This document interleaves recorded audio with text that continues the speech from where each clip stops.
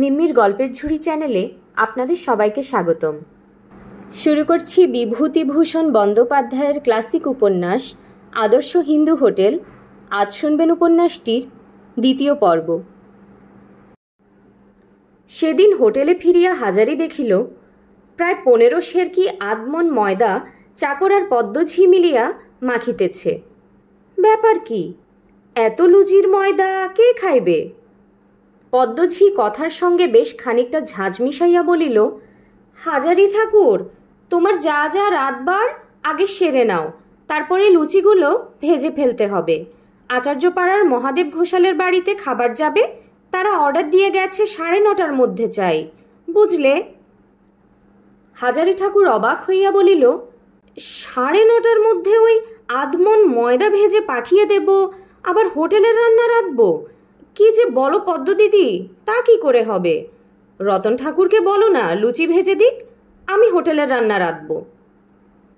পদ্মঝি চোখ রাঙাইয়া ছাড়া কথা বলে না।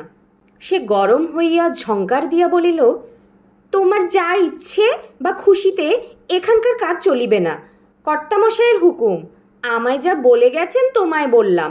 তিনি বড় বাজারে বেরিয়ে গেলেন, আসতে রাত হবে। এখন তোমার মর্জি, করো আর না করো। অর্থাৎ না করিয়া উপায় নাই। কিন্তু ইহাদের এই অবিচারে হাজারির চোখে প্রায় জল আসিল। নিছক অবিচার ছাড়া ইহা অন্য কিছু নহে। রতন ঠাকুরকে দিয়া ইহারা সাধারণ রান্না অনায়াসেই করাইতে পারিত, কিন্তু পদ্মঝি তাহা হইলে খুশি হইবে না। সে যে কি বিষ চক্ষে পড়িয়াছে পদ্মঝিয়ের, উহাকে জব্দ করিবার কোনো ফাঁকি পদ্ম ছাড়ে না। ভীষণ আগুনের তাঁতের মধ্যে বসিয়া রতন ঠাকুরের সঙ্গে দৈনিক রান্না কার্যতেই প্রায় 9টা বাজিয়া গেল। পদ্মঝি তাহার পর ভীষণ তাগাদা লাগাইল লুচি ভাজাতে হাত দিবার জন্য। পদ্ম নিজে খাটিতে রাজি নয়, সে গেল খরিদ্দারদের খাওয়ার তদারক করিতে। আজ হাটবার, বহু ব্যাপারী খরিদ্দার। রতন ঠাকুর তাহাদের পরিবেশন করিতে লাগিল। হাজারি এক ছিলিম তামাক খাইয়া লইয়াই আবার আগুনের তাতে বসিয়া গেল লুচি ভাজিতে। আধ ঘণ্টা পরে, তখন 5 সের ময়দাও ভাজা হয় নাই, পদ্ম আসিয়া বলিল, ও ঠাকুর, লুচি হয়েছে, ওদের লোক এসেছে নিতে। হাজারি বলিল, না এখনো হয়নি পদ্মদিদি, একটু ঘুরে আসতে বলো। ঘুরে আসতে বললে চলবে কেন? 9:30টার মধ্যে ওদের খাবার তৈরি করে রাখতে হবে বলে গেছে, তোমায় বলিনি সে কথা? বললে কি হবে পদ্মদিদি, মন্তরে ভাজা হবে আধমন ময়দা। 9টার সময় তো উনুনে ব্রহ্মাণ্ড নেচি ফেলেছি, জিজ্ঞেস করো মতিকে। সেসব আমি জানি নে, যদি ওরা অর্ডার ফেরত দেয় বোঝাপড়া করো কর্তার সঙ্গে। তোমার মাইনে থেকে আধমন ময়দা আর 10 সের ঘির দাম 1 মাসে তো উঠবে না, 3 মাসে ওঠাতে হবে। হাজারি দেখিল কথা কাটাকাটি করিয়া লাভ নাই, সে নীরবে লুচি ভাজিয়া যাইতে লাগিল। হাজারি ফাঁকি দেওয়া অভ্যাস করে নাই। কাজ করিতে বসিয়া শুধু ভাবে কাজ করিয়া যাওয়াই তাহার নিয়ম, কেউ দেখুক বা নাই দেখুক। লুচি ঘিয়ে ডুবাইয়া তাড়াতাড়ি তুলিয়া ফেলিলে শীঘ্র শীঘ্র কাজ চুকিয়া যায় বটে, কিন্তু তাহাতে লুচি কাঁচা থাকিয়া যাইবে। সেজন্য সে ধীরে ধীরে সময় লইয়া লুচি তুলিতে লাগিল। পদ্মঝি একবার বলিল, অত দেরি করে খোলা নামাচ্ছ কেন ঠাকুর? হাত চালাও না, অত লুচি ডুবিয়ে রাখলে কড়া হয়ে যাবে। হাজারি ভাবিল, একবার সে বলে যে রান্নার কাজ পদ্মঝিয়ের কাছে তাহাকে শিখিতে হইবে না। লুচি ডুবাইলে কড়া কি নরম হয় সে ভালোই জানে। কিন্তু তখনই সে বুঝিল পদ্মঝি কেন একথা বলিতেছে। 10 সের ঘি হইতে জ্বলতি বাদে যাহা বাকি থাকিবে পদ্মঝিয়ের লাভ, সে বাড়ি লইয়া যাইবে লুকাইয়া। কর্তামশাই পদ্মঝিয়ের বেলায় অন্ধ, দেখিয়াও দেখেন না। হাজারি ভাবিল, এইসব জুয়াচুরির জন্য হোটেলে দুর্নাম হয়। খদ্দেরে পয়সা দেবে, তারা কাঁচা লুচি কেন খাবে? 10 সের ঘিয়ের দাম তো তাদের কাছ থেকে আদায় হয়েছে, তবে তা থেকে বাঁচানোই বা কেন? তাদের জিনিসটা যাতে ভালো হয় তাই তো দেখতে হবে। পদ্মঝি বাড়ি নিয়ে যাবে বলে তারা 10 সের ঘিয়ের ব্যবস্থা করেনি। পরক্ষণে তাহার নিজের স্বপ্নে সে ভোর হইয়া গেল। এই রেল বাজারেই সে হোটেল খুলিবে, তাহার নিজের হোটেল। ফাঁকি যাহাকে বলে তাহার মধ্যে থাকিবে না। খদ্দের যে জিনিসের অর্ডার দিবে তাহার মধ্যে চুরি সে করিবে না। খদ্দের সন্তুষ্ট করিয়া ব্যবসা, নিজের হাতে রাঁধিবে, খাওয়াইয়া সকলকে সন্তুষ্ট রাখিবে। চুরি জুয়াচুরির মধ্যে সে নাই। লুচি ভাজা ঘিয়ের বুদবুদের মধ্যে হাজারি ঠাকুর যেন সেই ভবিষ্যৎ হোটেলের ছবি দেখিতে পাইতেছে, প্রত্যেক ঘিয়ের বুদবুদটাতে। পদ্মঝি সেখানে নাই। বেজু চক্রবর্তীর গাঁজাখোর ও মাতাল শালাও নাই। বাহিরে গদির ঘরে দিব্য ফর্সা বিছানা পাতা, খদ্দের যতক্ষণ ইচ্ছা বিশ্রাম করুক, তামাক খাইতে ইচ্ছা করে খাক, বাড়তি পয়সা আর একটিও দিতে হইবে না। 2টা করিয়া মাছ, সপ্তাহে 3 দিন মাংস, বাধা খদ্দেরদের। এইসব না করিয়া শুধু স্টেশনের প্ল্যাটফর্মে হিন্দু হোটেল, হিন্দু হোটেল বলিয়া মতি চাকরের মতো চেঁচাইয়া গলা ফাটাইলে কি খদ্দের ভিড়িবে? পদ্মঝি আসিয়া বলিল, ও ঠাকুর, তোমার হলো? হাত চালিয়ে নিতে পারছ না? বাবুদের লোক যে বসে আছে। বলিয়াই ময়দার বারকোষের দিকে চাহিয়া দেখিল, বেলা লুচি যতগুলি ছিল হাজারি প্রায় সব খোলায় চাপাইয়া দিয়েছে। খান 15-20 বেশি বারকোষে নাই। মতি চাকর পদ্মঝিকে আসিতে দেখিয়া তাড়াতাড়ি হাত চালাইতে লাগিল। পদ্মঝি বলিল, তোমার হাত চলছে না? না, এখনো 10 ময়দার তাল ডাঙ্গায়, ওই রকম করে লুচি বেললে কখন কি হবে? হাজারি বলিল, পদ্ম দিদি, রাত 11টা বাজবে ওই লুচি বেলতে আর 1 হাতে ভাজতে, তুমি বেলবার লোক দাও। পদ্মঝি মুখ নাড়িয়া বলিল, আমি ভাড়া করে আনি বেলবার লোক তোমার জন্যে? ও আমার বাবু রে, ভাজতে হয় ভাজো, না হয় না ভাজোগে, ফেরত গেলে তখন কর্তামশাই তোমার সঙ্গে বোঝাপড়া করবেন। এখন পদ্মঝি চলিয়া গেল। মতি চাকর বলিল, ঠাকুর, তুমি লুচি ভেজে উঠতে পারবে কি করে? লুচি পোড়াবে না, এত ময়দার তাল আমি বেলবো কখন বলো? হঠাৎ হাজারির মনে হইল একজন মানুষ এখনই তাহাকে সাহায্য করিতে বসিয়া যাইত। কুসুম, কিন্তু সে গৃহস্থের মেয়ে, গৃহস্থের ঘরের বউ, তাহাকে তো এখানে আনা যায় না। যদিও ইহা ঠিক, খবর পাঠাইয়া তাহার বিপদ জানাইলে কুসুম এখনই ছুটিয়া আসিত। তারপর 1 ঘণ্টা হাজারি অন্য কিছু ভাবে নাই, কিছু দেখে নাই। দেখিয়াছে শুধু লুচির কড়া, ফুটন্ত ঘি, ময়দার তাল আর বাখারির সরু আগায় ভাজিয়া তোলা রাঙা রাঙা লুচির গোছা। তাহা হইতে গরম ঘি ঝরিয়া পড়িতেছে। ভীষণ আগুনের তাঁত। মাজা পিঠ বিষম টনটন করিতেছে। ঘাম ঝরিয়া কাপড় ও গামছা ভিজিয়া গিয়াছে। 1 ছিলিম তামাক খাইবারও অবকাশ নাই। শুধু কাঁচা লুচি কড়ায় ফেলা এবং ভাজিয়া তুলিয়া ঘি ঝরাইয়া পাশের ধামাতে রাখা। রাত 10টা। মুর্শিদাবাদের গাড়ি আসিবার সময় হইল। মতি চাকর বলিল, আমি একবার স্টেশনে যাই ঠাকুর মশাই, ট্রেনের টাইম হয়েছে। খদ্দের না আনলে কাল কর্তামশাইয়ের কাছে মার খেতে হবে, একটা বিড়ি খেয়ে যাই। ঠিক কথা। সে খানিকক্ষণ প্ল্যাটফর্মে পায়চারি করিতে করিতে হিন্দু হোটেল, হিন্দু হোটেল বলিয়া চেঁচাইবে। মুর্শিদাবাদের ট্রেন আসিতে আরও মিনিট 15 বাকি। হাজারি বলিল, একা আমি বেলবো আর ভাজবো? তুই কি খেপলি মতি?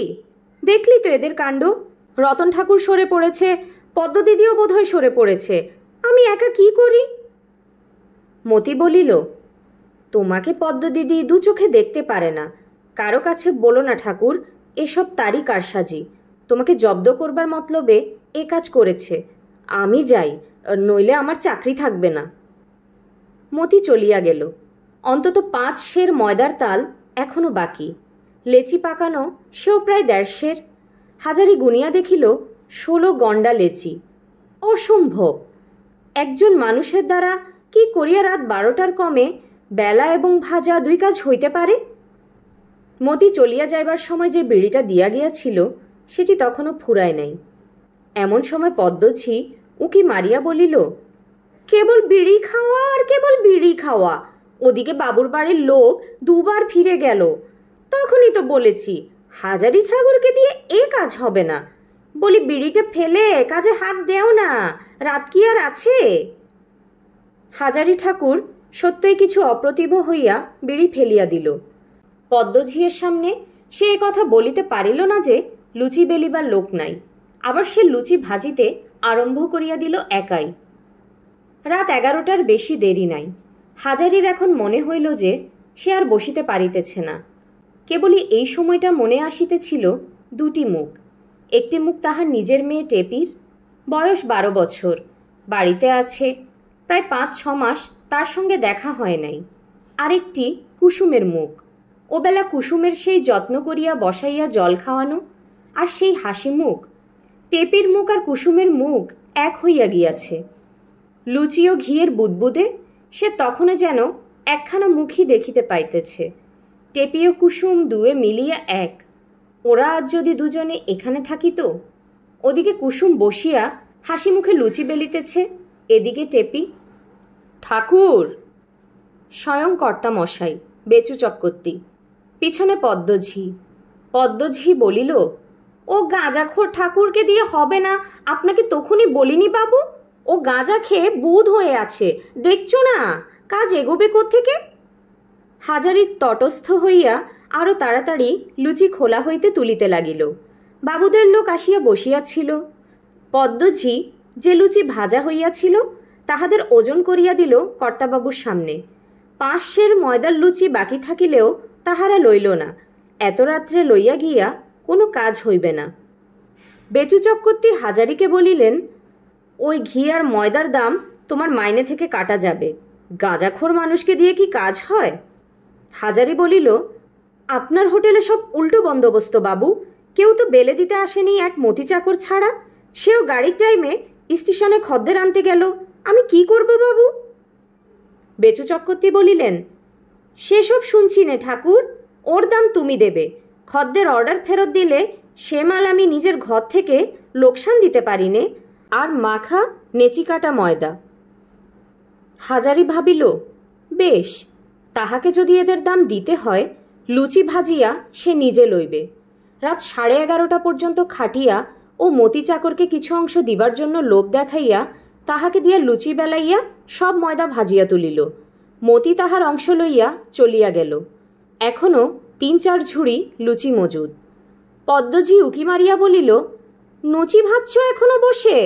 আমাকে খান কতক দাও দেখি। বলিয়া নিজেই একখানা গামছা পাতিয়া নিজের হাতে খান 20-30 গরম লুচি তুলিয়া লইল।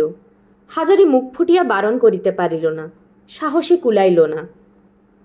অনেক রাত্রে সুপ্তথিতা কুসুম চোখ মুছিতে মুছিতে বাহিরের দরজা খুলিয়া সম্মুখে মস্ত এক পোটলা হাতে ঝোলানো অবস্থায় হাজারি ঠাকুরকে দেখিয়া বিস্ময় সুরে বলিল, কি বাবা ঠাকুর, কি মনে করে এত রাত্রে? হাজারি বলিল, এতে লুচি আছে মা কুসুম। হোটেলে লুচি ভাজতে দিয়েছিল খদ্দেরে, বেলে দেবার লোক নেই। শেষকালে খদ্দের 5 সের ময়দার লুচি নিলে না। কর্তাবাবু বললেন আমায় তার দাম দিতে হবে। বেশ, আমায় দাম দিতে হয়, আমি নিয়ে নেই। তাই তোমার জন্যে বলি নিয়ে যাই। কুসুমকে তো কিছু দেওয়া হয় না কখনো। রাত বড্ড হয়ে গিয়েছে, ঘুমিয়েছিলে বুঝি? ধরো তো মা, বোচকাটা রাখো গে, যাও। কুসুম বোচকাটা হাজারির হাত হইতে নামাইয়া লইল। সে একটু অবাক হইয়া গিয়াছে।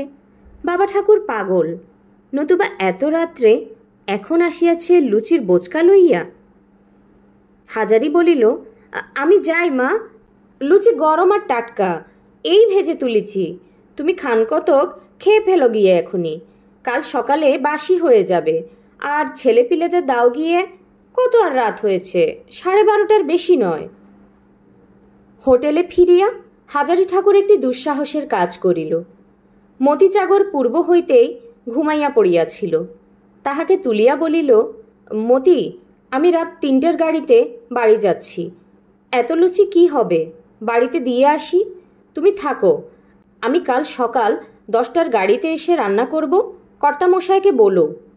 মতি অবাক হইয়া বলিল, এত রাত্রে লুচি নিয়ে বাড়ি রওনা দেবে? এত লুচি কি হবে? এখানে থাকলে কাল সকালে 12 ভূতে খাবে তো। আমার জিনিস নিজের বাড়িতে দিয়ে আসি। আমার বাড়িতে ছেলে মেয়ে আছে, তারা খেতে পায় না, তাদের দিয়ে আসি। 6টা পয়সাই তো খরচ। হাজারি আর ঘুমাইল না। টেপির জন্য তার মন কেমন করিয়া উঠিয়াছে। কুসুম যেমন, টেপিও তেমন। আরও 2টি ছেলে আছে ছোট ছোট, তাদের মুখ বঞ্চিত করিয়া এত লুচি এখানে রাখিয়া পদ্মঝিয়ার কর্তামশাইয়ের বাড়িতে খাওয়াইয়া কোনো লাভ নাই। রাত 3:30টার সময় গাংনাপুর স্টেশনে নামিয়া হাজারি নিজের গ্রামের পথ ধরিল এবং 3 ক্রোশ পথ হাঁটিয়া ভোর হইবার সঙ্গে সঙ্গে স্বগ্রামে পৌঁছিল। এড়োশোলা একসময় বর্ধিষ্ণু গ্রাম ছিল, এখন পূর্বের শ্রী নাই। গ্রামের জমিদার করবাবুরা এখান হইতে উঠিয়া কলিকাতা চলিয়া যাওয়াতে গ্রামের মাইনর স্কুলটির অবস্থা খারাপ হইয়া পড়িয়াছে। বড় দিঘিটা মজিয়া গিয়াছে। ভদ্রলোকের মধ্যে অনেকে এখান হইতে বাস উঠাইয়া কেহ রানাঘাট কেহ কলিকাতা চলিয়া গিয়াছেন। নিতান্ত নিরুপায় যারা, তারাই গ্রামে পড়িয়া আছে। হাজারির বাড়িতে 2খানা খড়ের ঘর, ছোট্ট উঠান, একদিকে কাঁঠাল গাছ, অন্যদিকে একটা সজনে গাছ এবং একটা পেয়ারা গাছ। এই পেয়ারা গাছটা হাজারির মা নিজের হাতে পুঁতিয়াছিলেন। বেশ বড় বড় পেয়ারা হয়, কাশির পেয়ারার বীজের চারা। হাজারির ডাকাডাকিতে হাজারির স্ত্রী উঠিয়া দৌড় খুলিয়া এ অবস্থায় স্বামীকে দেখিয়া বলিল, এসো এসো, শেষ রাতের গাড়িতে এলে কেন গো? এই দুরান্তর রাস্তা, অন্ধকার রাত, আবার বড্ড সাপের ভয় হয়েছে। সাপের কামড়ে 2-3টি মানুষ মরে গিয়েছে এর মধ্যে। আমাদের গায়ে? আমাদের গায়ে নয়, নতুন কাওড়াপাড়ায় একটা মরেছে, আর বামুন পাড়ায় শুনছি একটা। এত বড় বোঁচকাতে কি গো? হাজারি লুচির আসল ইতিহাস কিছু বলিল না। স্ত্রীর আনন্দপূর্ণ সাগ্রহ প্রশ্নের উত্তরে সে কেবল বলিল, পেয়েছি গো পেয়েছি, ভগবান দিয়েছেন, সবাই মিলে খেয়ে নাও মজা করে, টেপিকে খুব করে খাওয়াও, ও পেট ভরে খাবে, আমি দেখি। সেদিন সকালের গাড়িতে হাজারি রানাঘাটে ফিরিতে পারিল না। দুপুরের পরে হাজারি কুসুমের বাপের বাড়ি বেড়াইতে গেল। এই গ্রামেই গোয়ালপাড়ায় কুসুমের জ্যাঠামশায় হরি ঘোষের বাস। অবস্থা একসময় যথেষ্ট ভালো ছিল। এখনও বাড়িতে গোহাল পোড়া গরুর মধ্যে 8-10টি অবশিষ্ট আছে। 2টি ছোট ছোট ধানের গোলাও বজায় আছে। হাজারিকে হরি ঘোষ খুব যত্ন খাতির করিয়া খেজুর পাতার চটে বসিতে দিল। বলিল, কবে আলেন বাবা ঠাকুর? সব ভালো? তোমরা সব ভালো আছো? আপনার শ্রীচরণের আশীর্বাদে একরকম চলে যাচ্ছে। রানাঘাটে কাজ করছেন তো? হ্যাঁ, সেখান থেকেই তো এলাম। আমাদের কুসুমের সঙ্গে দেখা টেকা হয়? হাজারি পাড়া গায়ের লোক, এখানকার লোকের ধাত চেনে। কুসুমের সঙ্গে সর্বদা দেখাশোনা বা তাদের মধ্যে পরস্পরের প্রতি টানের কোনো পরিচয় সে এখানে দিতে চায় না। ইহারা হয়তো সহজভাবে সেটা গ্রহণ করিতে পারিবে না। গ্রামে কথাটা রাষ্ট্র হইয়া গেলে লোকে নানারূপ কদর্য টানিয়া বাহির করিবার চেষ্টা করিবে তাহা হইতে। সুতরাং সে বলিল, হ্যাঁ, 2-1বার হয়েছিল, ভালো আছে। একবার যদি দেখা হয়, একবার আসতে বলবেন ইদিকে। তার গায়ে আসবার দিকে তত টান নেই। শহরে দুধ বেচে চালানো কি যে মিষ্টি লেগেছে। হাজারি কথার গতি অন্যদিকে ঘুরাইবার উদ্দেশ্যে বলিল, এবার আবাদপত্র কীরকম হলো বলো? ধানের আবাদ করেছি 12 বিঘে, আর বাকি সব তরকারি, কুমড়ো 2 বিঘে, আলু, পেঁয়াজ। তা এবার আকাশের অবস্থা ভালো না বাবা ঠাকুর, খেতে মাটি ফেটে যাচ্ছে। তরকারির কথায় হাজারির নিজের গোপনীয় উচ্চাসার কথা মনে পড়িল। তরকারি তাহার গ্রাম হইতে কিনিলে রানাঘাট বাজারের চেয়ে অনেক সুবিধা পাওয়া যায়। এখান হইতেই সে আনাজপত্র লইয়া যাইবে। হরিঘোষকে বলিল, আচ্ছা, তোমাদের আলু কমন হতে পারে? বাবা ঠাকুর, তার কি কোনো ঠিক আছে? তবে 30-40 মণ খুব হবে। তুমি সমস্ত আলু আমায় দিতে পারবে? নগদ দাম দেব। হরিঘোষ কৌতূহলের সহিত জিজ্ঞাসা করিল, বাবা ঠাকুর, আজকাল কাঁচামালের ব্যবসা করছেন নাকি? ব্যবসা এখনো করিনি, তবে করব ভাবছি, সে তোমায় বলবো একদিন। গোয়ালপাড়া হইতে আসিবার পথে একটা খুব বড় বাঁশবনের মাঝখান দিয়া পথ। এখানে লোকজন নাই। এড়োশোলা গ্রামেই লোকজনের বসত নাই। আগে ছিল, ম্যালেরিয়ায় মরিয়া হাজিয়া লোকশূন্য হইয়া পড়িয়াছে। শুধুই বড় বড় আম কাঁঠালের বাগান ও বাঁশবনের জঙ্গল। এই বাঁশবাগানের মধ্যে পুরনো দিনে পালিত পাড়া ছিল। হাজারি বাল্যকালেও দেখিয়াছে। পালিতেরা বেশ বর্ধিষ্ণু ছিল গ্রামের মধ্যে। পূজা পার্বণ, দোল দুর্গোৎসব পর্যন্ত হইয়াছে রাজেন পালিতের বাড়ি। এখন জঙ্গলের মধ্যে পালিতদের ভিটাটা পড়িয়া আছে এই পর্যন্ত। দিন মানেই বোধ হয় বাঘ লুকাইয়া থাকে। বাঁশঝাড়ে কটকট করিয়া শুকনো বাঁশের শব্দ হইতেছে। ঘন ছায়া, শুকনো বাঁশপাতার ও শোলার শব্দ, ফিঙ্গে শালিক পাখির কলরব। হাজারির মনে হইল আজ যেন তার হোটেলের দাসত্ব জীবন হইতে মুক্তির দিন। সেই ভীষণ গরম উনুনের সামনে বসিয়া আজ আর তাকে ডেকচিতে ভাত ডাল রান্না করিতে হইবে না। পদ্মঝিয়ের কড়া তাগাদা ও মুরব্বিয়ানা সহ্য করিতে হইবে না। বাঁশবনের ছায়ায় পূর্ণ শান্তিতে সে যদি ঘণ্টার পর ঘণ্টা ধরিয়া ঘুমায়, তাহা হইলেও কেউ কিছু বলিতে পারিবে না। এই মুক্তি সে ভালোভাবেই আস্বাদ করিতে চায় বলিয়াই তো হোটেল খুলিবার কথা এত ভাবে। সে যথেষ্ট অভিজ্ঞতা সঞ্চয় করিয়াছে। এইবার কিছু টাকা হইলেই সে রানাঘাটের বাজারে হোটেল খুলিয়া দিতে পারে। হাজারি সত্যই চিন্তা করিতে আরম্ভ করিল টাকা কোথায় ধার পাওয়া যাইতে পারে। এক গ্রামের গোসাইরা বড়লোক, কিন্তু তাহারা প্রায় সবাই থাকে কলিকাতায়। এখানে বৃদ্ধ কেশব গোসাই থাকেন বটে, কিন্তু লোকটা ভয়ানক কৃপণ। তিনি কি হাজারির মতো সামান্য লোককে বিনা বন্ধকে বিনা জামিনে টাকা ধার দিবেন? হাজারির জামিন হইবেই বা কে? তাহার অবস্থা অত্যন্তই খারাপ। দুখানা মাত্র চালাঘর, রান্নাঘরখানা গত বর্ষায় পড়িয়া গিয়াছে। পয়সার অভাবে সারানো হয় নাই। উঠোনের আমতলায় রান্না হয়। বৃষ্টির দিন এখন ক্রমশ চলিয়া গেলে এখন তত অসুবিধা হয় না। বেলা প্রায় পড়িয়া আসিয়াছে। হাজারি বাড়ি ফিরিয়া দেখিল তাহার ছোট মেয়ে টেপি ঘরের দাওয়ায় বসিয়া উল বুনিতেছে। টেপি বাবাকে দেখিয়া বলিল, তোমার জন্য আসন বুনছি বাবা, কাল তুমি যদি থাকো কালকের মধ্যে হয়ে যাবে, তোমার সঙ্গে দিয়ে দেব। হাজারি মনে মনে হাসিল। বেচু চক্রবর্তীর হোটেলে সে রঙিন পশমের আসন পাতিয়া খাইতে বসিয়াছে, ছবিটি বেশ বটে। পদ্মঝি কি মন্তব্য করিবে তাহা হইলে? মেয়েকে বলিল, দেখি কেমন আসন। বাবা, বেশ হচ্ছে তো, কোথায় শিখলি তুই বুনতে? টেপি বলিল, মুখুজ্জে বাড়ির নীলাদি আর অতসীদির কাছে আমি রোজ যাই দুপুরে। ওরা আমায় গান শেখায়, বোনা শেখায়। ওরা এখনো আছে? হরিচরণবাবু চলে যায়নি এখনো? ওরা নাকি এই মাসটা থাকবে। থাকলে তো আমারই ভালো, আমি কাজটা শিখে নিতে পারি। কি চমৎকার গান গাইতে পারে অতসীদি, আজ শুনবে বাবা? তুই গান শিখলি কিছু?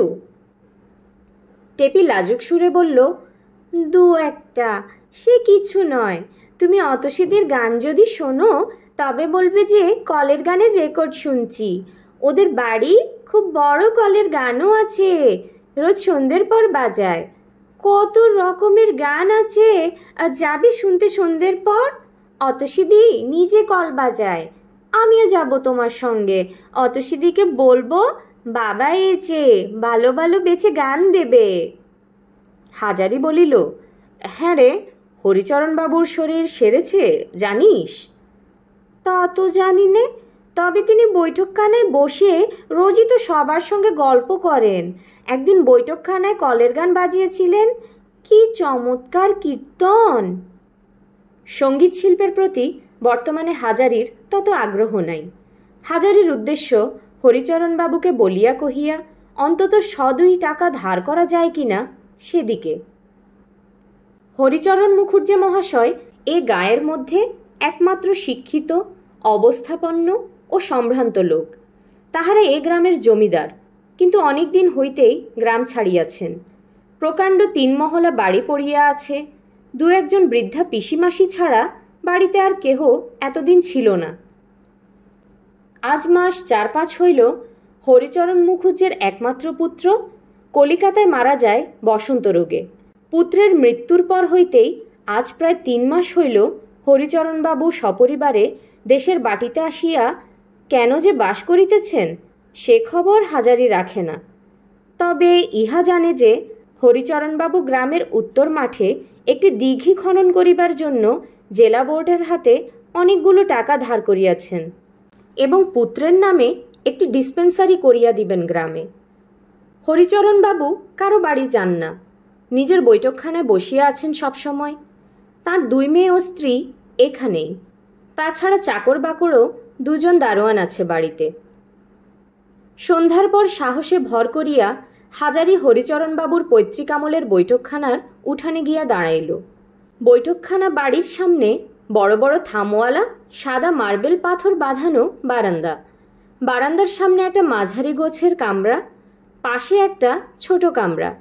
পূর্বে নবীনবাবু বলিয়া উহাদের এক শরিক বড় বৈঠকখানার পাশে পৃথকভাবে নিজের জন্য আরেকটি বৈঠকখানা তৈরি করিয়াছিলেন। তিনি আজ 25 বৎসর হইল নিঃসন্তান অবস্থায় মারা যাওয়াতে উক্ত বৈঠকখানা ঘর বর্তমানে বিচালি রাখিবার জন্য ব্যবহৃত হয়। হাজারি টেপিকে সঙ্গে করিয়া লইয়া গিয়াছিল। টেপি বলিল, বাবা তুমি বসো, আমি অতসীদিকে বলিগে তুমি এসেছ কলের গান শুনতে, এখনই দেবে গান। বৈঠকখানার সামনে হাজারিকে দাঁড় করাইয়া রাখিয়া টেপি পাশের ছোট্ট দরজা দিয়া বাড়ির মধ্যে সরিয়া পড়িল। ঘরের মধ্যে তেলের চৌপায়া লণ্ঠন জ্বলিতেছে। ইহা সাবেকিকালের বন্দোবস্ত, এখনো ঠিক বজায় আছে। হাজারি বারান্দায় দাঁড়িয়া ইতস্তত করিতেছে ঘরে ঢুকিবে কিনা।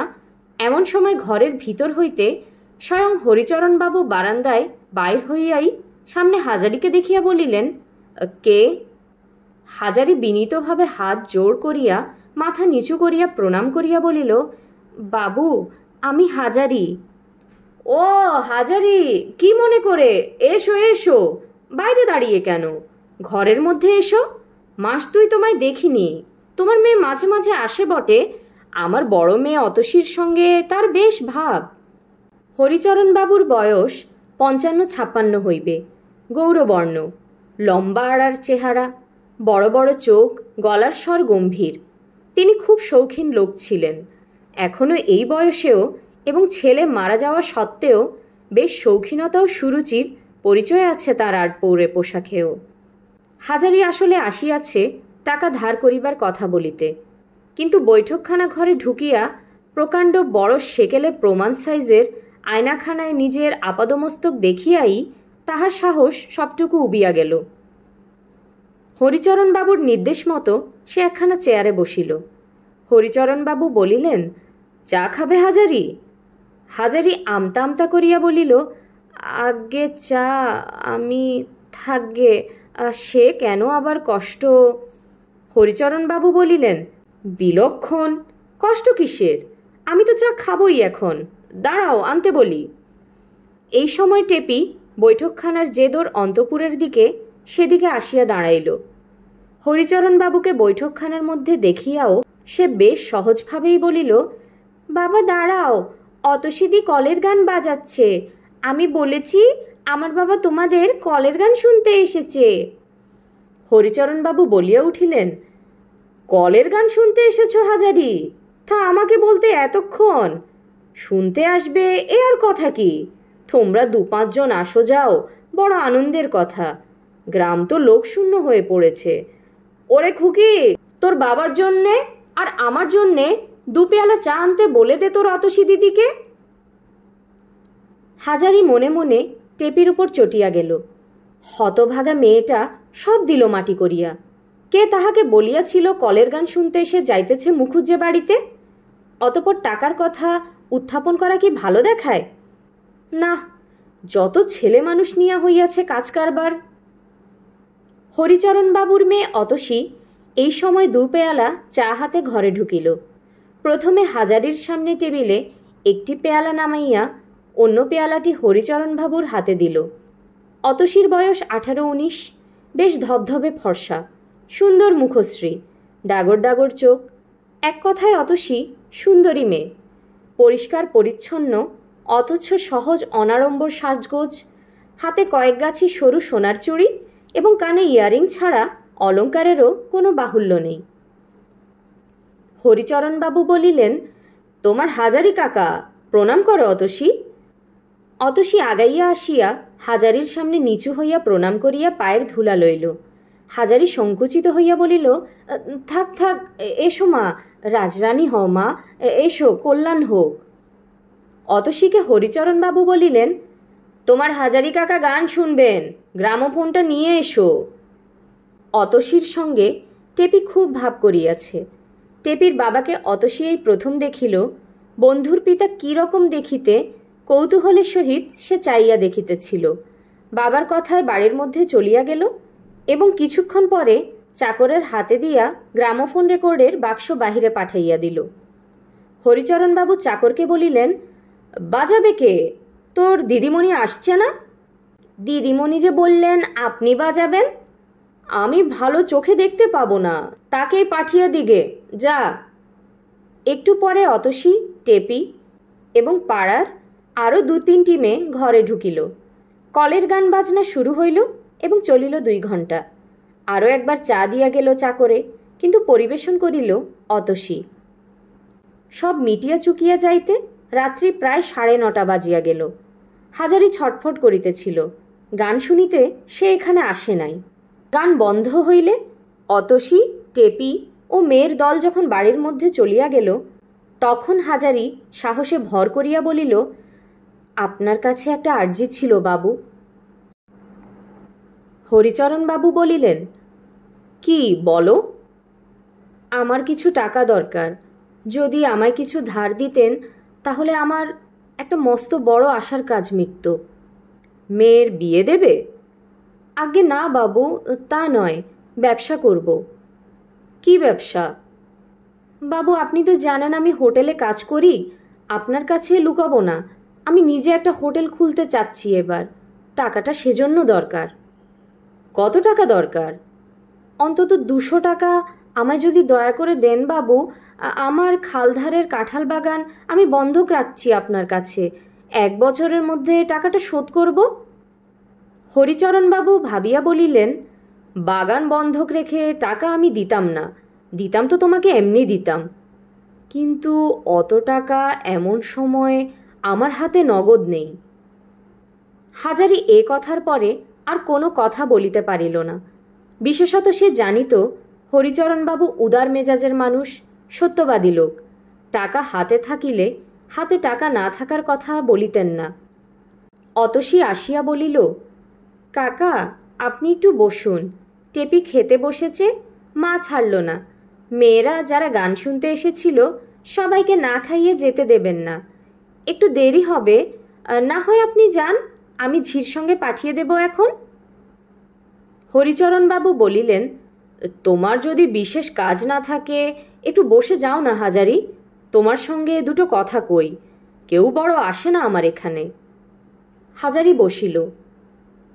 তুমি কোথায়, কোন হোটেলে কাজ করো? আজ্ঞে রানাঘাটে, বেচু চক্রবর্তীর হোটেল, রেল বাজারের মধ্যে। কত মাইনে পাও? বাবু সে আর বলবার কথা নয়, খাওয়া আর 7 টাকা মাসে। তাই ভাবছিলাম পরের তাবে থাকবো না। এদিকে বয়স হলো, এবার একটা হোটেল খুলে নিজে চালাবো। হোটেল চালাতে পারবে? তা বাবু আপনার আশীর্বাদে একরকম সবই জানি ও লাইনের। বাজার আর রান্না, হোটেলের মস্ত 2টো কাজ। এ যে শিখেছে সে হোটেল খুলে লাভ করতে পারে। আমি অনেক দিন থেকে চেষ্টা করে ও 2টো কাজ শিখে নিয়েছি। খদ্দের কি চায় তাও জানি। চাকরি করি রাঁধুনির বটে বাবু, কিন্তু আপনার বাপ মায়ের আশীর্বাদে, আপনার আশীর্বাদে চোখ কান খুলে কাজ করি। বেশ ভালো। উৎসাহ পাইয়া হাজারি তাহার বহুদিনের আশা ও সাধ, একটি আদর্শ হিন্দু হোটেল প্রতিষ্ঠা সম্পর্কে অনেক কথা বলিল। চূর্ণী নদীর ধারে বসিয়া অবসর মুহূর্তে তাহার সে স্বপ্ন দেখার কথাও গোপন করিল না। তাহার রান্না খাইয়া কলিকাতার বাবুরা কী রকম সুখ্যাতি করিয়াছে, যদু বাড়ুজ্যের হোটেলে তাহাকে ভাঙাইয়া লইবার চেষ্টা, কিছুই বাদ দিল না। হরিচরণবাবু বলিলেন, দেখো হাজারি, তোমার কথা শুনে তোমার ওপর আমার হিংসে হয়। তোমার বয়স হলে কি হবে? তোমার জীবনে মস্ত আশা রয়েছে একটা কিছু গড়ে তোলার। এই আশাই মানুষকে বাঁচিয়ে রাখে। আমার ছেলেটা মারা যাওয়ার পর আমার জীবনে যেন সব কিছু ফুরিয়ে গিয়েছে মনে হয়। আর যেন কিছু করবার নেই। করে কি হবে? কার জন্য করব? এইসব কথা মনে ওঠে। তাছাড়া জীবনে কখনোই কিছু দরকার হয়নি। বাবার সম্পত্তি ছিল যথেষ্ট, নতুন কিছু গড়ে তুলব এই ইচ্ছে কোনোদিন জাগেনি। তোমার বয়স হলে কি হবে? ওই একটা আশাই তোমায় যুবক করে রেখে দেবে যে। আমার মাথায় এত পাকা চুল ছিল না। খোকা মারা যাওয়ার পরে জীবনের উদ্যম, আশা ভরসা যেমন চলে গেল, অমনি মাথার চুলও পেকে উঠল। তবে এখন ইচ্ছে আছে খোকার নামে একটা স্কুল করে দেব।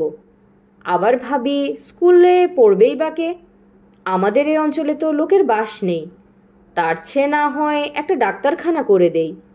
উদ্যমী জীবনের সবটুকু, যার জীবনে আশা নেই, যা কিছু করার ছিল সব হয়ে গেছে, তার জীবন বড় কষ্টকর। যেমন ধরো দাঁড়িয়েছে আমার। খোকা মারা না গেলে আজ আমার ভাবনা, হে হাজারি, ভেবেছিলাম কয়লার খনি ইজারা নেব, কত উৎসাহ ছিল। এখন মনে হয় কার জন্য করব? তাই বলছিলুম, তোমায় দেখে হিংসে হয়। তোমার জীবনে উদ্যম আছে, আশা আছে, আমার তা নেই। আর এই দেখো, এই পাড়াগায়ে একলাটি আছি পড়ে। ভালো লাগে কি? ভালো লাগে না, কখনো থাকিনি। কিন্তু বাইরেও আর হইচইয়ের মধ্যে থাকতে ভালো লাগে না। ওই মেয়েটা আছে, কলের গান এনেছে একটা, বাজায়, আমি শুনি। ওর মায়ের জন্য বেছে বেছে ভক্তি আর দেহতত্ত্বের গান আমি কিনে দিয়েছি। যদি তা শুনে তার মনটা একটু ভালো থাকে। মেয়ে মানুষ, কষ্টটা লেগেছে তার অনেক বেশি। হাজারি এই দীর্ঘ বক্তৃতার সবটা তেমন বুঝিল না। কেবল বুঝিল পুত্রশোকে বৃদ্ধের মাথা খারাপ হইয়া গিয়াছে। সে সহানুভূতিসূচক দু চার কথা বলিল। বেশি কথা অনেকক্ষণ ধরিয়া গুছাইয়া বলিতে কখনো সে শেখে নাই। তবুও পুত্রশোকাতুর বৃদ্ধের জন্য তাহার সত্যকার দুঃখ হওয়াতে ভাবিয়া ভাবিয়া মনে মনে বানাইয়া কিছু বলিল। হরিচরণবাবু বলিলেন, আর একটু চা খাবে? আজ্ঞে না, চা খাওয়া আমার তেমন অভ্যাস নেই, আপনি খান বাবু। এমন সময় টেপি আসিয়া বলিল, বাবা যাবে? হাজারি হরিচরণবাবুর কাছে বিদায় লইয়া মেয়েকে সঙ্গে করিয়া বাহির হইল। জ্যোৎস্না উঠিয়াছে। ভরেদের বাড়ির উঠানে রাঙা কাঠ কাটিয়াছে, রাঙা কাঠের গন্ধ বাহির হইতেছে। সিধু ভর দাওয়ায় জাল বুনিতেছিল। বলিল, দাদা ঠাকুর, কনে ছেলেন এত রাত অবধি? হাজারি বলিল, বাবুর বাড়ি। বাবু ছাড়েন না কিছুতে। চা খাও, কলের গান শোনো। শেষে তো টেপিকে না খাইয়ে ছাড়লেন না গিন্নিমা। হাজারির বড় ভালো লাগিয়াছিল আজ সন্ধ্যাটা। বড়লোকের বৈঠকখানায় এমনভাবে বসিয়া চা সে কখনো খায় নাই। খাতির করিয়া তাহার সঙ্গে কোনো বড়লোক মনের কথাও কখনো বলে নাই। কলের গান তো আছেই। মেয়েকে বলিল, টেপি কি খেলি রে? টেপি একটু ভোজন প্রিয়, খাইতে ভালোবাসে, আর গরিবের মেয়ে বলিয়াই অতসীর মা তাহাকে না খাওয়াইয়া ছাড়েন না। বলিল, পরোটা, মাছের ডালনা, সুজি, পটল ভাজা, আলু ভাজা। হাজারির স্ত্রী অনেকক্ষণ রান্না সারিয়া বসিয়া আছে। বলিল, এত রাত্রির পর্যন্ত ছিলে কোথায় সব? পাড়া বেড়ানো শেষ হয় না যে তোমাদের? বসে বসে কেবল ঘুম আসছে। টেপি বলিল, আমি খেয়ে এসেছি মা। অতসী দিদির মা ছাড়লেন না কিছুতে, আমি কিছু খাবো না। আরে তুই খেয়ে এলি? ওবেলা সে বাসি লুচি তোর জন্য রয়েছে যে, লুচি খাবি না? অনেক দিন ইহাদের সংসারে এমন সচ্ছলতা হয় নাই যে লুচি ফেলিয়া ছড়াইয়া ছেলেমেয়েরা খাইতে পায় বলিয়া ও সুখ। টেপি বলিল, তুমি খাও মা, আমি খুব খেয়ে এসেছি। সেখানেও পরোটা, সুজি, মাছের ডালনা এইসব খাইয়েছে। আজ দিনটা বেশ কাটলো না মা? ভালো খাওয়া সকাল থেকে শুরু হয়েছে আর রাত পর্যন্ত চলেছে। আহারাদি শেষ করিয়া হাজারি বাহিরে বসিয়া তামাক খাইতে লাগিল। হরিচরণবাবুর কথায় তাহার অনেকখানি উৎসাহ আজ বাড়িয়া গিয়াছে। লুচি, টেপি কত লুচি খাইতে পারে সে তাহার ব্যবস্থা করিবে। তাহার এইসব লোভাতুর ছেলে মেয়ের মুখে ভালো খাবার দাবার সে দিতে পারে না, কিন্তু যাতে পারে সে চেষ্টা করিবার জন্যই তো সুযোগ খুঁজিয়া বেড়াইতেছে। হরিচরণবাবুর টাকা আছে বটে, কিন্তু তাহার মতো লোভাতুর ছেলে মেয়ে নাই তাহার ঘরে। কাহাদের মুখে সুখাদ্য তুলিবা দিবার আশায় তিনি খাটিবেন? আজ হরিচরণ বাবুর নিকট হইতে সে টাকা ধার পায় নাই বটে, কিন্তু এমন একটা জিনিস পাইয়া আসিয়াছে যাহার মূল্য টাকা কড়ির চেয়েও বেশি। তাহার সংসারে ছেলে মেয়ে আছে, টেপি আছে, তাহাদের মুখের দিকে চাহিয়া তাহার হাতে পায়ে বল আসিবে, মনে জোর পাইবে। হরিচরণ বাবুর জীবন শেষ হইয়া গিয়াছে। তাহার বয়স 46 হইলে কি হয়? টেপি যে ছেলে মানুষ, তাহার নিজের সুখ কিসের?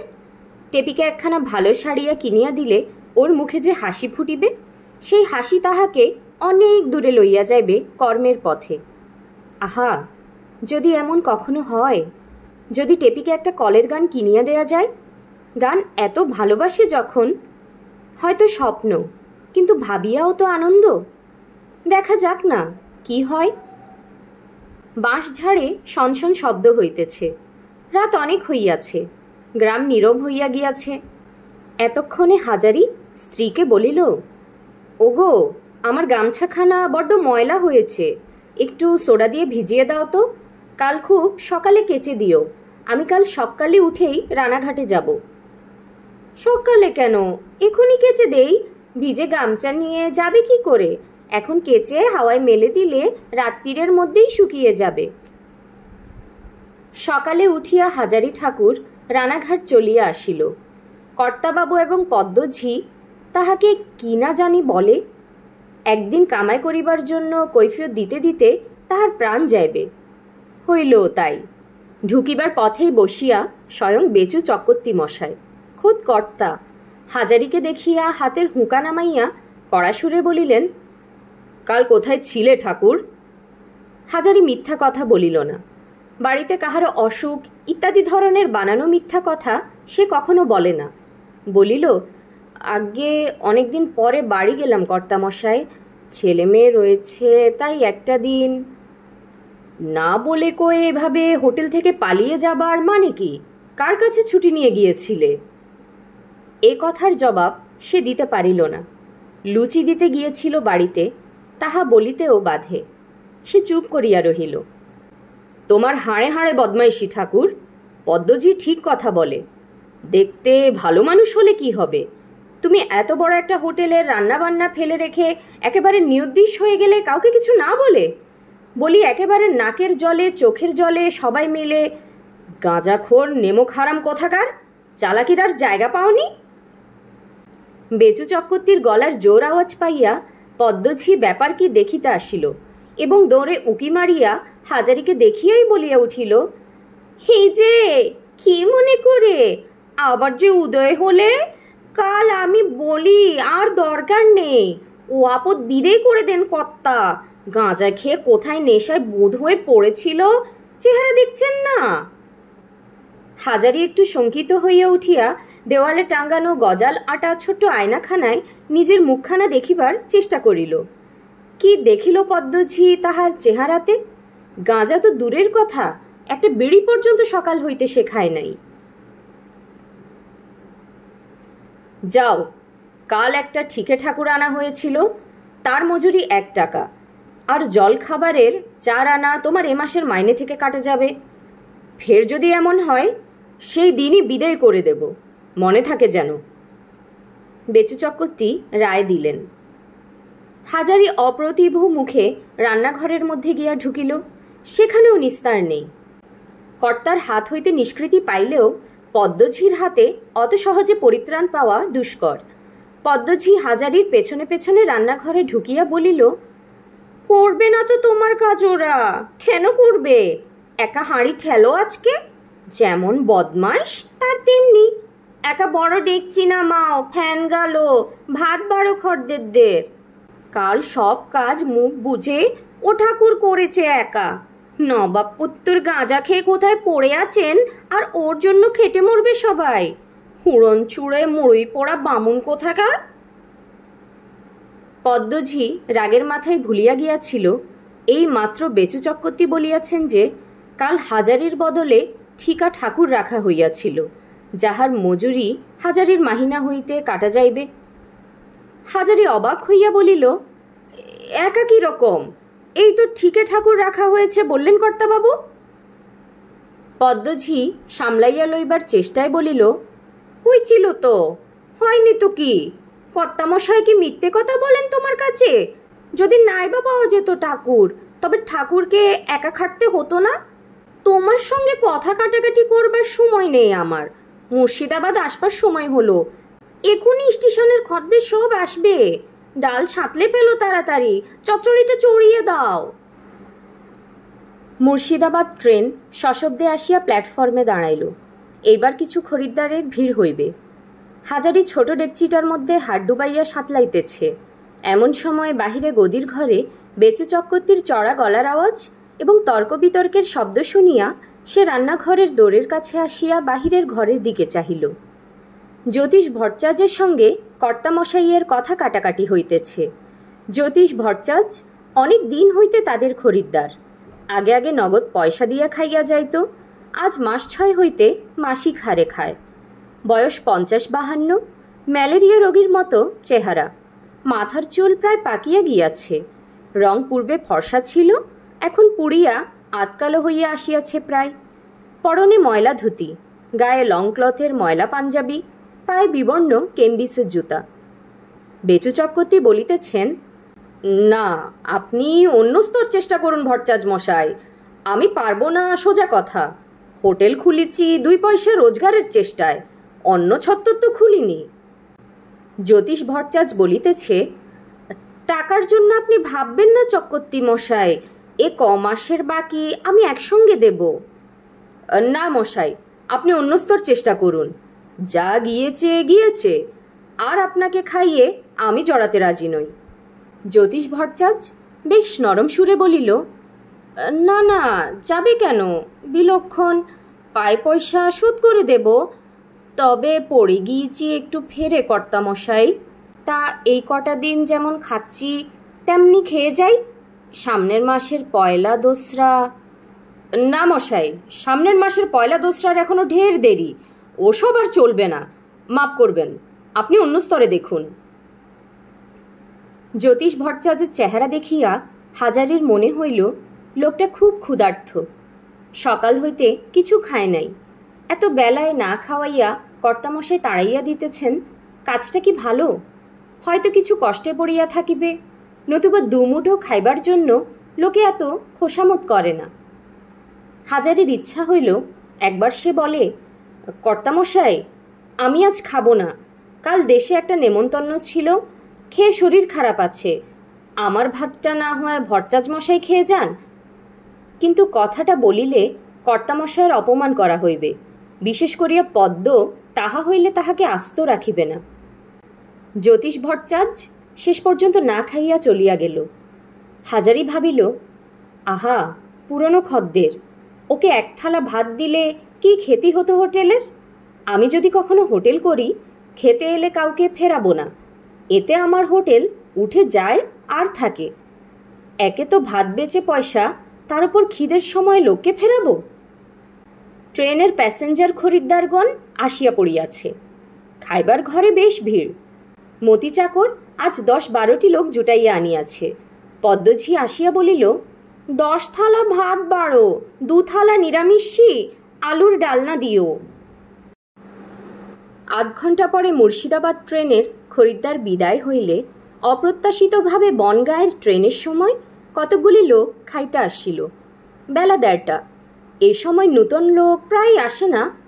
পদ্মঝি যখন হাঁকিল, 5 থালা ভাত ঠাকুর, হাজারি তাহাকে ডাকিয়া চুপি চুপি বলিল, ডাল একেবারে নেই, 2 জনের মতো হবে কি না? পদ্মঝি ডেকচির কাছে আসিয়া নিচু হইয়া দেখিয়া চাপা কণ্ঠে বলিল, ও মা, ই তো একেবারেই নেই বললে হয়। এখন খদ্দের খাওয়াবো কি দিয়ে? তোমার দোষ, যখন ডাল কমে এসেছে। এখনো 2খানা ট্রেন বাকি, তখন একটু ফ্যান মিশিয়ে সাঁতলে নিলে না কেন? কর্তার তোমায় বলে দেওয়া হয়েছে, ফ্যান আছে? হাজারি বলিল, আছে, আছে তো 2 বাটি দাও ডালে ফেলে। দিয়ে একটু নুন দিয়ে গরম করে নাও, হা করে দাঁড়িয়ে দেখছো কি? হাজারি এ ধরনের কাজ কখনো করে নাই, করিতে তাহার বাধে। সে সত্যই ভালো রাঁধুনি। ইচ্ছা করিয়া হাতের ভালো ডাল রান্নাটা নষ্ট করিতে বা এভাবে খরিদ্দার ঠকাইতে তাহার মন সরে না। কিন্তু পদ্মঝির হুকুম না মানিয়া উপায় কি? বাধ্য হইয়া ডালে ফ্যান মিশাইয়া খরিদ্দার বিদায় করিতে হইল। ছুটি পাইল সেদিন প্রায় বেলা 2:30টায়। একটুখানি গড়াইয়া লইয়া রোদ একটু পড়িয়া আসিলে সে চূর্ণী নদীর তীরে তাহার অভ্যাস মতো বেড়াইতে চলিল। আজ কদিন নদীর ধারে যায় নাই। তার সেই পরিচিত নির্জন নিমগাছটার তলায় বসিয়া গাছের গুড়ি ঠেস দিয়া ওপারের খেয়াঘাটের দিকে এবং শান্তিপুর যাইবার রাস্তার দিকে চাহিয়া থাকে নাই। বেশ লাগে জায়গাটা। আর ওখানে গিয়া বসিলেই হাজারির মাথায় হোটেল সংক্রান্ত নানা রকম নতুন কথা আসে। অন্য কোথাও তেমন হয় না। আজ জায়গাটাতে গিয়া বসিতেই হাজারির প্রথমে মনে হইল হোটেল চলে রান্নার গুণে। যাহারা পয়সা দিয়া খাইতে আসিবে তাহারা চায় ভালো জিনিস খাইতে, ফ্যান মিশানো ডাল খাইতে তাহারা আসে না। পদ্মঝিয়ের অনাচারের দরুন বেচু চক্রবর্তীর হোটেল উঠিয়া যাইবে, তাহার নিজের হোটেল ততদিনে খোলা হইয়া যাইবে। তাহার রান্নার গুণেই হোটেল চলিবে। হঠাৎ হাজারি লক্ষ্য করিল জ্যোতিষ ভট্টাচার্য চূর্ণীর খেয়াঘাটে দাঁড়াইয়া আছে। বোধ হয় পার হইয়া ওপারে যাইবে। ও ভট্টাচার্য মশাই, ভট্টাচার্য মশাই! জ্যোতিষ চাহিয়া দেখিয়া উঠিয়া হাজারির কাছে আসিল। কোথায় যাবেন? যাচ্ছি একটু ফুলে নবলা, আমার ভাইরা ভাই থাকে, তারই ওখানে। দেখলে তো হাজারি, তোমাদের চক্রবর্তী মশাইয়ের কাণ্ডটা আজ। বলি, টাকা কি আমি দিতাম না? দুপুরবেলা না খাইয়ে কিনা বললে অন্য জায়গায় চেষ্টা করুন গিয়ে। ভাত বেচা বামুন যদি ছোট লোক না হয় তবে আর কে হবে? বিড়ি আছে, দাও তো একটা। হাজারির নিকট হইতে বিড়ি লইয়া ধরাইয়া বলিল, 200 ঝাঁটা মারি শহরের মাথায়, আর থাকছি নে। যাচ্ছি ফুলে নবলা, আমার বড় ভাইরা ভাই পার্বতী চক্রবর্তী, সেখানে একজন নাম করা লোক। পার্বতী দাদা একবার বলেছিল ওদের জমিদারি কাছারিতে একটা চাকরি করে দেবে, পাল চৌধুরীদের জমিদারি, মস্ত কাছারি। সেখানেই যাচ্ছি, একটা হিললে হয়েই যাবে। হাজারি বলিল, একটা কথা বলি ভট্টাচার্য মশাই, যদি কিছু মনে না করেন। জ্যোতিষ ভট্টাচার্য বলিল, কি? টাকা কড়ি এখন কিছু নেই আমার কাছে, তা বলে দিচ্ছি। তবে দেনা আমি রাখবো না। খাওয়ার টাকা আগে শোধ দিয়ে তখন অন্য কথা, সে তুমি বলে দিও চক্রবর্তী মশাইকে। হাজারি বলিল, টাকা কড়ির কথা বলিনি, বলছিলাম আপনি আহার করেছেন? জ্যোতিষ ভট্টাচার্য কিছুমাত্র না ভাবিয়া সঙ্গে সঙ্গেই উত্তর দিল, না, কোথায় করব? অত বেলায় চক্রবর্তী মশাইয়ের হোটেল থেকে ফিরে আর ভাত কে আমার জন্য নিয়ে বসেছিল? হাজারি খপ করিয়া জ্যোতিষ ভট্টাচার্যের ডান হাতখানা ধরিয়া বলিল, আমার সঙ্গে চলুন ভট্টাচার্য মশাই, আমি আজ আপনাকে রেঁধে খাওয়াবো, আসুন আমার সঙ্গে। জ্যোতিষ ভট্টাচার্য বলিল, কোথায় কোথায়? আরে না না হাজারি, আর ওসব থাক, আমি জলটল খেয়ে আর এমন অবেলায়। হাজারি নাছোড় বান্দা। তাদের হোটেলের একজন পুরনো খদ্দের আজ পয়সা নাই বলিয়া সারাদিন অনাহারে থাকিয়া রানাঘাট হইতে যাইতেছে। কি জানি কেন এ ব্যাপারটার জন্য হাজারি যেন নিজেকেই দায়ী করিয়া বসিল। জ্যোতিষ ভট্টাচার্য বলিল, আমি তোমাদের হোটেলে আর যাব না কিন্তু হাজারি। আচ্ছা, তুমি যখন ছাড়ছ না তখন বরং একটু জলটল খাওয়াও। হোটেলে নিয়েই বা যাব কেন? আসুন না, জলটল নয়, ভাত রেঁধে খাওয়াবো। জ্যোতিষ ভট্টাচার্য ব্যস্ত হইয়া বলিল, না না, ফুলে নবলা যেতে পারবো না আজ, তাহলে আজ সেখানে পৌঁছতেই হবে। নিকটেই কুসুমের বাড়ি। একবার হাজারি ভাবিল ভট্টাচার্যকে সেখানে লইয়া যাইবে কিনা। শেষে ভাবিয়া চিন্তিয়া তাহাই করিল। ভদ্রলোককে নতুবা কোথায় বসাইয়া সে খাওয়ায়? কুসুমের বাড়ির দোরে কড়া নাড়িতেই কুসুম আসিয়া দোর খুলিয়া হাজারিকে দেখিয়া হাসি মুখে কি বলিতে যাইতেছিল, হঠাৎ জ্যোতিষ ভট্টাচার্যের দিকে দৃষ্টি পড়ায় সে লজ্জিত হইয়া নিচু সুরে বলিল, বাবা ঠাকুর কি মনে করে? উনি কে সঙ্গে? ওর জন্যেই আসা, উনি বামুন মানুষ, আজ সারাদিন খাওয়া হয়নি। আমার চেনাশোনা, আমাদের হোটেলের পুরানো খদ্দের। পয়সা ছিল না বলে খেতে দেয়নি কর্তামশাই। উনি না খেয়ে শান্তিপুর চলে যাচ্ছিলেন, আমার সঙ্গে দেখা, ধরে আনলুম। ওকে কিছু না খাইয়ে তো ছেড়ে দেওয়া যায় না। বাইরের ঘরটা খুলে দাও গিয়ে। কুসুম ব্যস্ত হইয়া বাহিরের ঘরের দোর খুলিতে গেল। জ্যোতিষ ভট্টাচ কিছু দূরে দাঁড়াইয়া ছিল। হাজারি তাহাকে ডাক দিয়া বাহিরের ঘরে বসাইল। তাহার পর বাড়ির ভিতরে যাইতেই কুসুম উদ্বিগ্ন কণ্ঠে বলিল, কি করবেন বাবা ঠাকুর? রান্না করবেন? সব জোগাড় করে দিই, আর ততক্ষণ ঘরে যা কিছু আছে ও বাবা ঠাকুরকে দিই, কি বলেন? হাজারি বলিল, রান্না করে খাওয়াতে গেলে চলবে না কুসুম, উনি থাকতে পারবেন না, ফুলে নবলা যাবেন। আমি বাজার থেকে খাবার কিনে আনি, এখানে একটু বসবার জন্য নিয়ে এলাম। কুসুম হাসিয়া বলিল, বাবা ঠাকুর আপনি ব্যস্ত হবেন না দেখিনি, আমি সব জোগাড় করছি জলখাবারের। আমার ঘরে সব আছে। ঘরে থাকতে বাজারে যাবেন কেন খাবার আনতে? আমার বাড়িতে যখন ব্রাহ্মণের পায়ে ধুলো পড়েছে, তখন আমার ঘরে যা আছে তাই দিয়ে খেতে দেব। কিন্তু বাবা ঠাকুর, সেই সঙ্গে আপনিও মনে থাকে যেন। হাজারি প্রতিবাদ বাক্য উচ্চারণ করার পূর্বেই কুসুম ঘরের মধ্যে চলিয়া গেল। অগত্যা হাজারি বাহিরের ঘরে জ্যোতিষ ভট্টাচার্যের কাছে ফিরিয়া আসিল। জ্যোতিষ ভট্টাচার্য বলিল, তোমার কোনো আত্মীয়ের বাড়ি নাকি হে? না, আত্মীয় নয়, এরা হলো ঘোষ গোয়ালা। এ বাড়িতে আমার ধর্মমেয়ের বিয়ে হয়েছে। ওই যে দোর খুলে দিল, ওই মেয়েটি। 15 মিনিট আন্দাজ পর ঝনঝন করিয়া শিকল নড়িয়া উঠিতে হাজারি বাহিরের বাড়ির অন্দরের দিকে দাওয়ায় গিয়া দাঁড়াইল। দাঁড়াইয়া দাওয়ার দিকে চাহিয়া অবাক হইয়া গেল। দুখানি পরিষ্কার পরিচ্ছন্ন আসন পাতা, দুবাটি জাল দেওয়া দুধ, দুখানা থালে ফলমূল কাটা, বড় বাতাসা, ছানা, দুটি মুখ কাটা ডাব, ঝকঝকে করিয়া মাজা দুটি কাঁসার গ্লাসে 2 গ্লাস জল। হাসি মুখে কুসুম বলিল, ওকে ডাকুন, সেবা করতে বলুন। যা বাড়িতে ছিল একটু মুখে দিয়ে নিন দুজনে। তা তো হলো, কিন্তু আমি আবার কেন কুসুম? মেয়ের বাড়ি যে না খেয়ে যাবার কি জো আছে? ডাকুন ওকে। জ্যোতিষ ভট্টাচার্য খাইতে বসিয়া যেরূপ গোগ্রাসে খাইতে লাগিল, দেখিয়া মনে হইল সে বড়ই ক্ষুধার্ত ছিল। তাহার থালায় একটু কিছু পড়িয়া রহিল না। কুসুম পান সাজিয়া বাহিরের ঘরে পাঠাইয়া দিল খাওয়ার পরে। জ্যোতিষ ভট্টাচার্য বিদায় লইবার সময় বলিল, তোমার মেয়েটিকে একবার ডাকো হাজারি, আশীর্বাদ করে যাই। কুসুম আসিয়া গলায় কাপড় দিয়া দুজনকেই প্রণাম করিল। জ্যোতিষ ভট্টাচার্য বলিল, মা শোনো, সারাদিন সত্যিই খাইনি, ভারী তৃপ্তির সঙ্গে খেলাম তোমার এখানে। তুমি বড় ভালো মেয়ে, ছেলে পেলে নিয়ে সুখে থাকো, আশীর্বাদ করি। হাজারি জ্যোতিষ ভট্টাচার্যের সঙ্গে চলিয়া আসিল। পথে আসিয়া বলিল, ভট্টাচার্য মশাই, একটা হোটেল নিজে খুলব অনেক দিন থেকে ইচ্ছা আছে, আপনি কি বলেন? অনায়াসে করতে পারো, খুব লাভের জিনিস, তোমার হবেও। তোমার মনটা বড় ভালো, কিন্তু পয়সা পাবে কোথায়? তাই নিয়ে তো গোলমাল, নইলে এতদিনে খুলে দিতাম। দেখি, চেষ্টায় আছি, ছাড়ছি নে। ওই যে আমার মেয়ে দেখলেন, ওই কুসুম, ও একবার টাকা দিতে চেয়েছিল। তা কি নেয়া ভালো?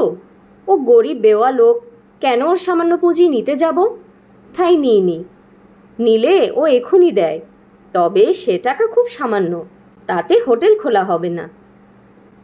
জ্যোতিষ ভট্টাচার্য চূর্ণির খেয়ার ধারে আসিয়া বলিল, আচ্ছা চলি হাজারি, তুমি হোটেল খুললে, তোমার হোটেলে আমি বাঁধা খদ্দের থাকব, সে তুমি ধরে নিতে পারো, আর কোথাও যাব না। তোমার মতন রান্না কটা ঠাকুর রাঁধতে পারে হে? বেচু চক্রবর্তীর হোটেলে আমি যে যেতাম শুধু তোমার নিরামিষ রান্না খাওয়ার লোভে। ভালো চলবে তোমার হোটেল, এদিকে তোমার মতো রাঁধতে পারে না কেউ, বলে যাচ্ছি। জ্যোতিষ ভট্টাচার্য তো চলিয়া গেল, কিন্তু হাজারির মনে তাহার শেষ কথাগুলি একটা খুব বড় বল ও প্রেরণা দিয়া গেল। সে জানে তাহার হাতের রান্না ভালো, কিন্তু খরিদ্দারদের মুখে সে কথা শুনিলে তবে না তৃপ্তি। ক্ষুধার্ত ব্রাহ্মণকে খাওয়াইয়াছিল বটে, কিন্তু সে যাইবার সময় যাহা দিয়া গেল, হাজারির মনের আনন্দ উৎসাহের দিক দিয়া দেখিতে গেলে তাহা খুব মূল্যবান ও সার্থক প্রতিদান। হাজারি যখন হোটেলে ফিরিল তখন বেলা বেশি নাই। রতন ঠাকুর ডাল ভাত চাপাইয়া দিয়াছে, মতি চাকর বা পদ্মঝি কেহই নাই। গদির ঘরে বেচু চক্রবর্তী কাহাদের সঙ্গে কথাবার্তা বলিতেছিল। হোটেলের রান্নাঘরে ঢুকিলে কিন্তু হাজারির মনে নতুন বলের সঞ্চার হয়, বরং ছুটি পাইয়া বাহিরে গেলেই যত দুর্ভাবনা আসিয়া জোটে। প্রকাণ্ড উনুনের ওপরে ফুটন্ত ডেকচির সামনে বসিয়া হাজারি নিজেকে বিজয়ী বীরের মতো কল্পনা করে। তখন না মনে থাকে কুসুমের কথা, না মনে থাকে অন্য কিছু। অবসাদ আসে কাজ হাতে না থাকিলে, এ বরাবর দেখিয়া আসিতেছে সে। ইতিমধ্যে রতন ঠাকুর ফিরিল। হাজারিকে চুপি চুপি বলিল, একটা কথা আছে, আমার দেশের একজন লোক এসেছে, আমার কাছ থেকে চাকরি খুঁজবে, বড় গরিব, তাকে বিনি টিকিটে খাওয়ার ঘরে ঢুকিয়ে খেতে দিতে হবে। তোমার যদি মত হয় তবে তাকে বলি। হাজারি বলিল, নিয়ে এসো, তার আর কি, গরিব মানুষ খাবে, আমার কোনো অমত নেই। রতন ঠাকুর খুব খুশি হইয়া চলিয়া গেল। রাত্রে তাহার লোক যখন খাইতে আসিল, রতন ঠাকুর হাজারিকে ডাকিয়া ইঙ্গিতে লোকটাকে চিনাইয়া দিতে হাজারি পরিতোষ করিয়া তাহাকে খাওয়াইল। পদ্মঝিয়ের অত্যন্ত সতর্ক দৃষ্টি এড়াইয়া লোকটা বিনা টিকিটে খাইয়া চলিয়া গেল, কেহ কিছু ধরিতেও পারিল না। এই রকম চলিল 1-8 দিন নয়, 10-12 দিন। একদিন আবার তাহার অন্য এক সঙ্গী জুটাইয়া আনিয়াছে, তাহাকে বিনামূল্যে খাইতে দিতে হইল।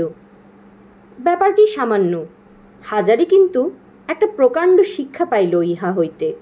এত সতর্ক ব্যবস্থার মধ্যেও চুরি তো বেশ চলে। বেচু চক্রবর্তীর টিকিট ও পয়সাতে ঠিক মিল আছে, সুতরাং তার দিক দিয়া সন্দেহের কোনো কারণ নেই। পদ্মঝি যে পদ্মঝি সে পর্যন্ত বিন্দু বিসর্গ জানিল না ব্যাপারটার। ভাত তরকারির কিছু মাপ থাকে না যে কম পড়িবে, সুতরাং কে ধরিতেছে কেন? এ ধরনের চুরি ধরিবার উপায় নাই কেন? কয়দিন ধরিয়া হাজারি চূর্ণির ঘাটে নির্জনে বসিয়া শুধু এই কথা ভাবে, ঠাকুরে ঠাকুরে ষড়যন্ত্র করিয়া যদি বাহিরের লোক ঢুকাইয়া খাওয়ায় তবে সে চুরি ধরিবার উপায় কি? অনেক ভাবিয়া একটা উপায় তাহার মাথায় আসিল একদিন বিকালে। থালায় নম্বর যদি দেয়া থাকে তবে থালা এঁটো হইলেই ধরা পড়িবে অমুক নম্বরের থালার খদ্দের বিনা টিকিটে খাইয়াছে না পয়সা দিয়া খাইয়াছে। মাঝে মাঝে তদারক করিলেই জিনিসটা ধরা পড়িবে। তাছাড়া থালা মাজিবার সময় ঝি বা চাকরের নিকট হইতে এঁটো থালার নম্বরগুলি জানিয়া লইলেই হইবে। হাজারি খুব খুশি হইল। ঠিক বাহির করিয়াছে বটে, একটা ফাঁক অবশ্যই আছে, সেও জানে। যদি কলাপাতায় খাইতে দেয়া হয়, যদি বিনা নম্বরী থালা সেই লোকটা বাহির হইতে আনে, তাহাতে নিস্তার নাই, কারণ ঝি চাকরের চোখে তখনই ধরা পড়িবে। এঁটো থালা সেই লোকটা কিছু মাজিতে বসিতে পারে না হোটেলের মধ্যেই, কলার পাতায় কেউ খাইতেছে ইহা চোখে পড়িলে তখনই ঝি চাকরে সন্দেহ করিবে বলিয়া হঠাৎ কেহ সাহস করিবে না কাহাকেও পাতায় ভাত দিতে।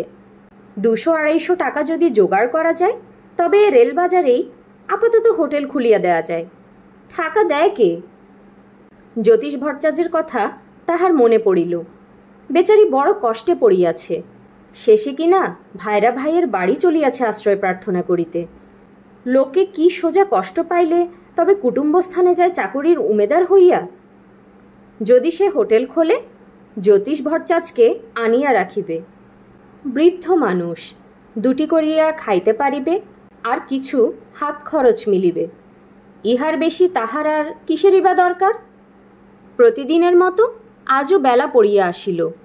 গত 2 বৎসর যেরূপ হইয়া আসিতেছে, সেই একই ঘোড়া নিম গাছ, সে একই চূর্ণির খেয়াঘাট, পালেদের সেই একই কয়লার ডিপোতে মুটেও সরকারবাবুর সঙ্গে ঝগড়া চলিতেছে, সবই পুরাতন। দিন যায়, কিন্তু তাহার স্বাদ পূর্ণ হইবার তো কোনো লক্ষণই দেখা যাইতেছে না, বরং দিন দিন আরও ক্রমে অবস্থা খারাপের দিকেই চলিয়াছে। সামান্য মাইনে হোটেলের, কি হবে ইহাতে? বাড়িতে টেপিকে একখানা ভালো শখের কাপড় দেয়া যায় না, পেট পুড়িয়া খাইতে দেওয়া যায় না। টেপির মা গরিব ঘরের মেয়ে, যেমন বাপের বাড়িতে কখনো সুখের মুখ দেখে নাই, স্বামীর ঘরে আসিয়াও তাই। সংসারে গভীর খাটুনি খাটিয়া ছেলে মেয়ে মানুষ করিতেছে, মুখ ফুটিয়া কোনো দিন স্বামীর কাছে কোনো আদর আবদার করে নাই।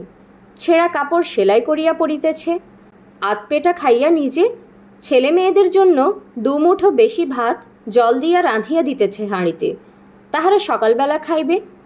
কখনো কোনো দিন সেজন্য বিরক্তি প্রকাশ করে নাই, অদৃষ্টকে নিন্দা করে নাই।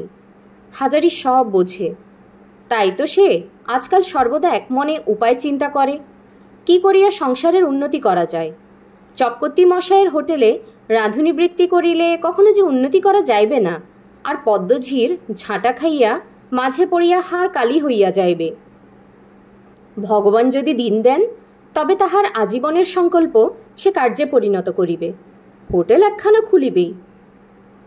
কুসুমের সঙ্গে এই যে আলাপ হইয়াছে, হাজারি এটাকে পরম সৌভাগ্য বলিয়া মনে করে।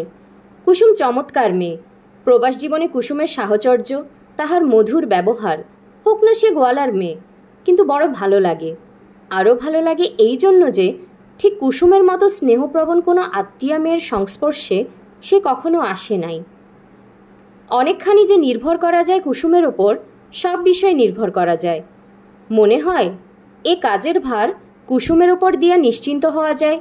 সে প্রতারণা করিবে তো নাই, বরং প্রাণপণে যত্নে কাজ উদ্ধার করিবার চেষ্টা করিবে, যেমন আপনার লোক করিয়া থাকে। হাজারি যদি নিজের দিন ফিরাইতে পারে তবে কুসুমের দিনও সে অমন রাখিবে না। টেপিও তার মেয়ে, কিন্তু টেপি বালিকা, কুসুম বুদ্ধিমতী। ও যেন তার বড় মেয়ে, যে বাপের দুঃখ কষ্ট সব বোঝে এবং বুঝাইয়া তাহা দূর করিবার চেষ্টা করে, মন প্রাণ দিয়া চেষ্টা করে। মেয়েও বটে, বন্ধুও বটে। শুনছিলেন বিভূতিভূষণ বন্দ্যোপাধ্যায়ের উপন্যাস আদর্শ হিন্দু হোটেল। আজ শেষ হলো উপন্যাসটির দ্বিতীয় পর্ব। পরবর্তী পর্বগুলো শোনার জন্য কাইন্ডলি চ্যানেলটি সাবস্ক্রাইব করবেন এবং গল্প পাঠ ভালো লাগলে লাইক এবং কমেন্ট দিয়ে পাশে থাকবেন। ধন্যবাদ।